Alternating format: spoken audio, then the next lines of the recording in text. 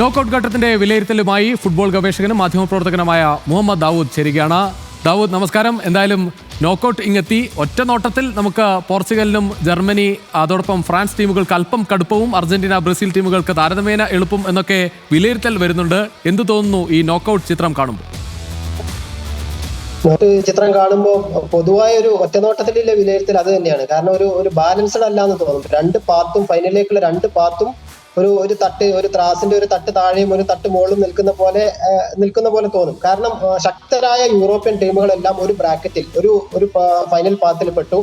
England ഒഴികെയുള്ള ബാക്കി France, Netherlands, Portugal, Germany ഇങ്ങനത്തെ ശക്തരായ യൂറോപ്യൻ ടീമുകളെല്ലാം ഒരു വഴിയിലൂടെ മുന്നേറേണ്ടി വരും. അതിൽ തന്നെ റൗണ്ട് 6 തന്നെ ഫ്രാൻസ്, ജർമ്മനി മത്സരവും അതുപോലെ തന്നെ പോർച്ചുഗൽ, സ്പെയിൻ മത്സരവും നമുക്ക് പ്രതീക്ഷിക്കേണ്ടി വരും. ഈ ലോകകപ്പിൽ ടീമുകളുടെ എണ്ണം കൂടിയത് കൊണ്ട് റൗണ്ട് ഓഫ് 32 കഴിഞ്ഞ് പിന്നെ റൗണ്ട് ഓഫ് 16 വരുമ്പോൾ തന്നെ ഈ മത്സരം ഒരുപക്ഷെ ഫൈനൽ പോലും ആവാമായിരുന്ന മത്സരങ്ങൾ റൗണ്ട് ഓഫ് 32-ൽ തന്നെ കാണേണ്ടി വരും എന്നുള്ളത് കൊണ്ട് തന്നെ ആ ഒരു വഴി, യൂറോപ്യൻ ടീമുകളുടെ വഴി കുറച്ച് കടുപ്പമാണ്. ഒരു യൂറോ കപ്പ്, ഒരു മിനി യൂറോ കപ്പ് ശരിക്കും പറഞ്ഞാൽ ഒരു വർഷത്തെ നടക്കുന്നുണ്ട്.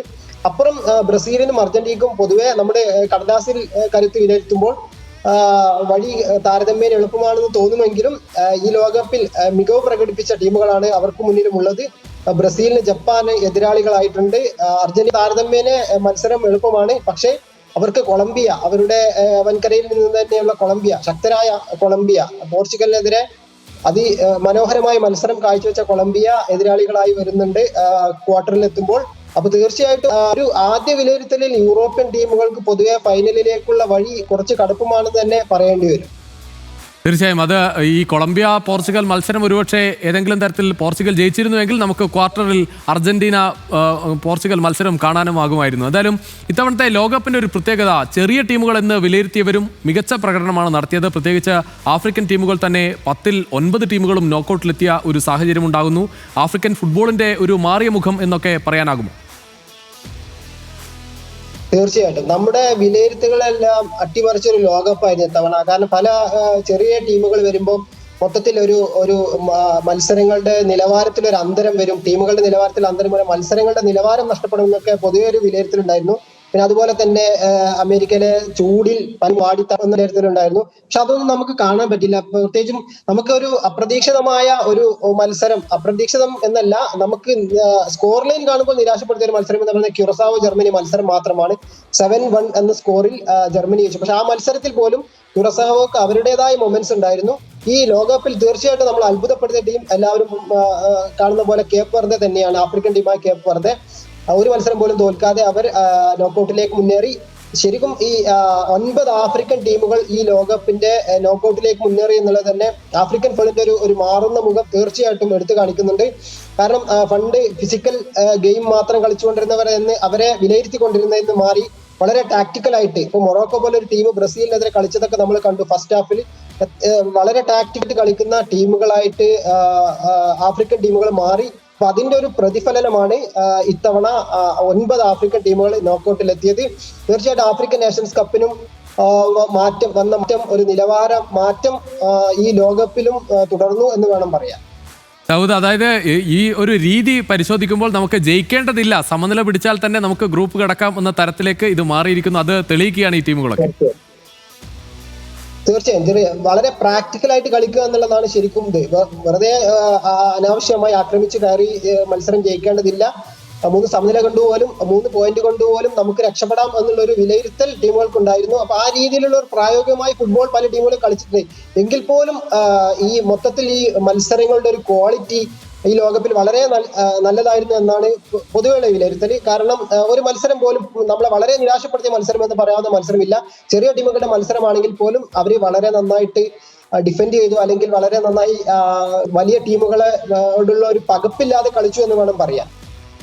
ദാവൂദ്, അതോടൊപ്പം തന്നെ നമ്മൾ ഈ ഗ്രൂപ്പ് ഘട്ടത്തിൽ വിലയിരുത്തുമ്പോൾ ഈ സൂപ്പർ താരങ്ങളുടെ ആരാധകർക്ക് എന്തായാലും തൃപ്തി നൽകുന്നതാണ് സത്യത്തിൽ ഈ പ്രകടനമൊക്കെ ഉണ്ടായത്. ക്രിസ്ത്യാനോ റൊണാൾഡോ ആദ്യ മത്സരത്തിലും അവസാന മത്സരത്തിലും നിരാശപ്പെടുത്തിയെങ്കിൽ കൂടി രണ്ടാം മത്സരത്തിൽ അദ്ദേഹം ഗോൾ നേടുകയും ആ തരത്തിൽ ഒരു പ്രകടനം ഉണ്ടായി. ലിയോണൽ മെസ്സി തുടർച്ചയായി ഗോളുകൾ നേടി. നെയ്മാർ തിരിച്ചെത്തുന്ന ഒരു സന്തോഷം അവിടെ ഉണ്ടായി. ഏർലിംഗ് ഹാലൻഡും എംബപ്പയും ഗോളുകൾ തുടർച്ചയായി നേടുന്നത് കണ്ടു. അത്തരത്തിൽ ഒരുപാട് താരങ്ങളുടെ മികച്ച പ്രകടനം നടന്നതാണ് നമ്മൾ കണ്ടത്. ഈ ലോകകപ്പിന്റെ ഒരു താരം എന്നൊക്കെ പറയാൻ പറ്റുന്ന ഒരാളെ നമ്മൾ പറഞ്ഞാൽ ആരെ ചൂണ്ടിക്കാണിക്കാനാകും? ഈ ലോകകപ്പിന്റെ താരം എന്ന് പറഞ്ഞാൽ നമ്മൾ പെട്ടെന്ന് നമ്മളെ മനസ്സിലേക്ക് വരാൻ മെസ്സി തന്നെയാണ്. ശരിക്കും പറഞ്ഞാൽ 39 വയസ്സിലും ഇതുപോലുള്ള എല്ലാ മത്സരത്തിലും മികച്ച പ്രകടനം പുറത്തെടുത്തു. ആളുകൾ നേടി. ലോകകപ്പിലെ ഗോൾഡൻ ബൂട്ട് മത്സരത്തിൽ ഒന്നാം സ്ഥാനത്ത് നിൽക്കുന്നു. പക്ഷെ അതിലപ്പുറം മറ്റു പല താരോദയങ്ങളും പുതിയ താരോദയങ്ങളും നമ്മൾ ഈ ലോകകപ്പിൽ കണ്ടു. എന്നെ ശരിക്കും പറഞ്ഞാൽ ഏറ്റവും അത്ഭുതപ്പെടുത്തിയ ഒരു താരം എന്ന് പറയുന്നത് മോറോക്കോയുടെ മിഡ്ഫീൽഡർ ബോവാദിയാണ്. അദ്ദേഹം തീർച്ചയായിട്ടും ബ്രസീലിനെതിരെ ആദ്യ മത്സരത്തിൽ പുറത്തെടുത്ത ഒരു മികവ്, അതായത് ബ്രസീലിയൻ മിഡ്ഫീൽഡിനെ ഔട്ട് ക്ലാസ് ചെയ്ത ഒരു പ്രകടനമായിരുന്നു ബോവാദിയുടേത്. അതും 18 വയസ്സിൽ. നമുക്ക് 18 വയസ്സിൽ ഒരു നല്ല സ്ട്രൈക്കറെ ചിലപ്പോൾ കാണാൻ പറ്റിയേക്കും. പക്ഷെ 18 വയസ്സിൽ ഒരു പാകം വന്ന പക്വത വന്ന ഒരു മിഡ്ഫീൽഡറായിട്ട് ഒരു ബുവാദി പോലെ ഒരു താരത്തെ കണ്ടു. അതുപോലെ തന്നെ നമ്മൾ മത്സരം കാണുമ്പോൾ നമ്മൾ ഏറ്റവും എന്റർടൈൻ ചെയ്യിപ്പിച്ച ഒരു താരമായിട്ട് എനിക്ക് തോന്നിയത് മൈക്കൽ ഒലീസയാണ്. ഫ്രാൻസിന് മൈക്കൽ ഒലീസെ. ആ ടീമിൽ നമുക്കറിയാം താര സാന്നിധ്യത്തിന് ഒട്ടും കുറവില്ല. കിലിയൻ എംബപ്പയുണ്ട്, ബലൻഡിയർ ജേതാവായ ഉസ്മാൻ ഡെബേൽ.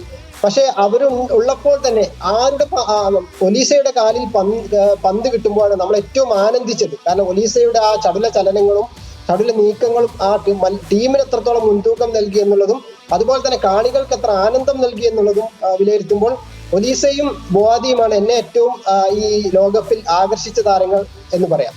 തീർച്ചയായും ഓരോ ലോകകപ്പും ഓരോ പുതിയ താരോദയത്തിന് എല്ലാ കാലത്തും നമ്മൾ അത് കണ്ടുകൊണ്ടിരിക്കുന്നതാണ്. ആ ഒരു ഘട്ടം ഇവിടെ ഈ താരങ്ങൾക്കും ഉണ്ട്. അതോടൊപ്പം ഇനി അവസാനമായ ഒരു ചോദ്യം, ഈ ബ്രസീൽ അർജന്റീന സെമിയൊക്കെ പ്രതീക്ഷിക്കുന്നുണ്ടോ? Ronaldo Messi final പ്രതീക്ഷിക്കുന്നുണ്ടോ?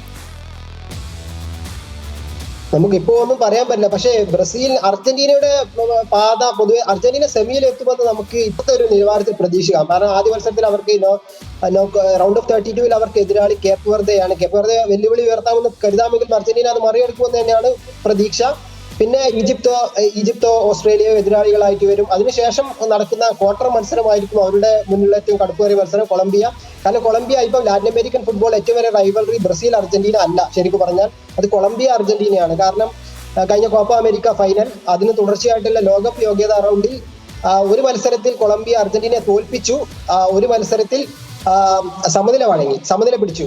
അപ്പൊ ആ രീതിയിൽ കൊളംബിയ വളരെ ക്വാളിറ്റി ഫുട്ബോൾ കളിക്കുന്ന, വളരെ മനോഹരമായി ഫുട്ബോൾ കളിക്കുന്ന ഒരു ടീമാണ്. നമ്മൾ പോർച്ചുഗലിനെതിരെ അത് തീർച്ചയായിട്ടും കണ്ടു. അപ്പൊ കൊളംബിയ അർജന്റീന പോരാട്ടം, ക്വാർട്ടർ ഫൈനൽ പോരാട്ടം വരികയാണെങ്കിൽ അത് അർജന്റീനയുടെ മുന്നോട്ടുള്ള വഴിയെ നിർണ്ണയിക്കും. അതുപോലെ തന്നെ ബ്രസീലിന് എതിരാളികളായി വരുന്ന ജപ്പാൻ, അത് കഴിഞ്ഞാൽ may be Norway or Ivory Coast, ആ രീതിയിൽ. പിന്നെ അതുപോലെ തന്നെ ബ്രസീലിനും ക്വാർട്ടറിൽ ഒരുപക്ഷെ ഇംഗ്ലണ്ട് എതിരാളികളായി വന്നാൽ അതായിരിക്കും അവരുടെ മുന്നോട്ടുള്ള കുതിപ്പിനെ നിർണ്ണയിക്കുന്ന ഒരു ഘടകം. ഇതും ഈ രണ്ട് ടീമുകളും ഈ രീതിയിൽ മുന്നേറിയാൽ നമുക്കൊരു Brazil Argentina semi final കാണാനായേക്കും.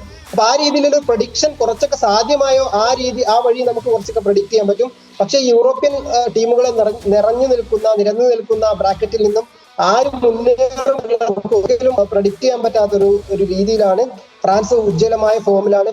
Portugal ഫ്രാൻസിനെയൊക്കെ മറികടന്നിട്ട് വേണം മുന്നോട്ട് വരാൻ, ഫൈനലിലെത്താൻ. അപ്പൊ തീർച്ചയായിട്ടും അത് നമുക്കൊരു ഇപ്പോൾ തീർച്ചയായിട്ടും അപ്രതീക്ഷിതം എന്നേ പറയാൻ പറ്റും. തീർച്ചയായും വളരെ നന്ദി ശ്രീ മുഹമ്മദ് ദാവൂദ്. അതൊരു അൺപ്രഡിക്റ്റബിൾ ആയ ഒരു സ്ഥലം കൂടിയാണ് ആ യൂറോപ്യൻ ടീമുകളുടെ ഒരു ഭാഗം എന്നത് വളരെ ശരിയായ ഒരു വിലയിരുത്തലാണ്. പ്രത്യേകിച്ച് അവിടെ നിന്ന് എങ്ങനെ പോർച്ചുഗൽ കടന്നു വരുമെന്നതൊക്കെ നമ്മൾ എന്തായാലും ആരാധകർ ഉറ്റുനോക്കുന്ന കാര്യമാണ്. പ്രത്യേകിച്ച് വലിയ ആവേശ പോരാട്ടങ്ങൾ ആ ഭാഗങ്ങളിൽ കാണാം എന്നത് കൂടിയാണ്. വളരെയധികം നന്ദി ശ്രീ മുഹമ്മദ് ദാവൂദ് ഈ നിമിഷം നമ്മോടൊപ്പം ചേർന്നതിന്.